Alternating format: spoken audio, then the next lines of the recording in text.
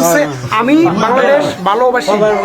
আমি বাংলা তেইশ কে কে ভালো পালু বাসি পাশি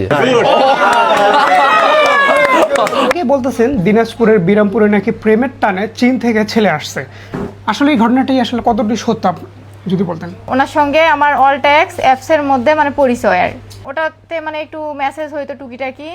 ফার্স্ট টাইমে হাই হ্যালো এটাই, শুধু ট্রান্সলেশন ছাড়া তো কথা বলতে পারে না, উনি তো চাইনিজ ভাষা ছাড়া বোঝেন না। তো উনি আমার সঙ্গে এরকম কথা বলতো, বলার পরে বলছে যে আপনি কি হিসেবে আমার সঙ্গে কথা বলতে চান, আমাকে প্রশ্ন করছে। তো আমি বলছি যে হচ্ছে আমি যদি কথা বলি আপনার সঙ্গে ফ্রেন্ড হিসাবে বলতে চাই। তো উনি বলছে আমি কিন্তু আমার সঙ্গে ফ্রেন্ড হিসাবে কথা বলবো না। আমি বললাম কি হিসেবে তাহলে কথা বলবেন, আপনি তো জানেন যে আমি বিবাহিত, আমার বাচ্চা আছে, তাহলে কি হিসেবে কথা বলতে চান। তো বলছে যে আমি তাহলে আপনাকে বোন বানাবো, এরকম করে বলছে। আমার তো বোন নেই, এরকম করে করছে যে তাহলে একটা বোন বানাবো। তা আমি কই যে এত দূর বোন, আচ্ছা ঠিক আছে সমস্যা নাই, আমার তো ভাই নাই।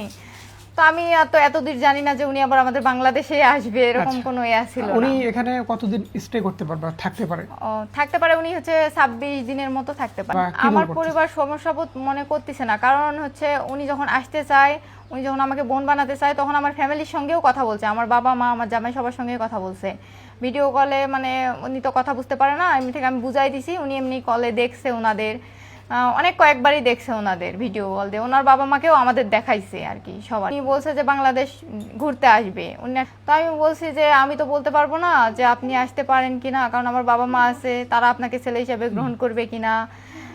তো আমি আমার বাবা মার থেকে পারমিশন নিয়ে তারপরে আপনাকে জানাতে পারি। তো বলছে ঠিক আছে আমাকে জানায়েন। তো পরে আমার বাবাকে বলছি এরকম এরকম উনি আপনাদের বাবা মা হিসেবে আর কি করবে, আপনারা ছেলে হিসেবে ওনাকে মানেন কিনা। প্রত্যেকটা দিন সকালবেলা করে অনেক লোক আসতেছে, মানে উনি কি এতে বিরক্ত বোধ করছে? না, উনি বিরক্ত বোধ করতেছে না, কারণ হচ্ছে উনি ভাবতেছে যে ওনাকে দেখার জন্য আসতেছে। উনিও আবার ওনাদের সঙ্গে যারা ভিডিও করতেছে তাদের সঙ্গে উনিও ভিডিও করে চায়নাতে পাঠাচ্ছে তার ফ্রেন্ড সার্কেলের কাছে। তার মানে বলছে উনি অনেক আনন্দিত? হ্যাঁ, অনেক আনন্দিত।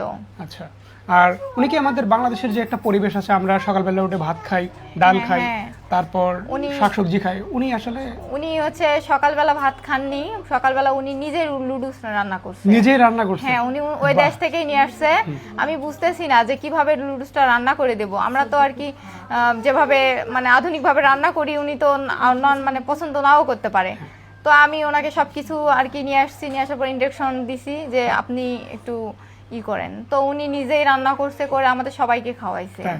কেমন মানে টেস্ট কেমন ছিল? হ্যাঁ, খুব টেস্ট। মানে ওনার সাথে মূলত এটা কতদিন থেকে কনভারসেশন বা কথা চলছে? প্রায় 20-25 দিন এরকম হবে। এই অলটেক্স অ্যাপস এর মাধ্যমে মানে আমরা ছেলেরাও তো তাদের সাথে কমিউনিকেশন রাখতে পারবো? হ্যাঁ, সবাই কথা বলতে পারবে। আমি তো ফার্স্ট টাইমে এতটা বুঝিনি যে অ্যাপসে আবার সব দেশের লোকের সঙ্গে কথা বলা যাবে, কিন্তু তারা যদি চায় আমি অলটেক্স অ্যাপস কিরকম ইউজ করতে পারি, আমি একটা আইডি খুলতে পারবো, আমি SMS করতে পারবো, সে যদি আমাকে রিপ্লাই না করে, সে যদি কলের পারমিশন না দেয়, আমি কিন্তু ইচ্ছাকৃতভাবে তাকে কল দিতে পারবো না বা SMS করতে পারবো না।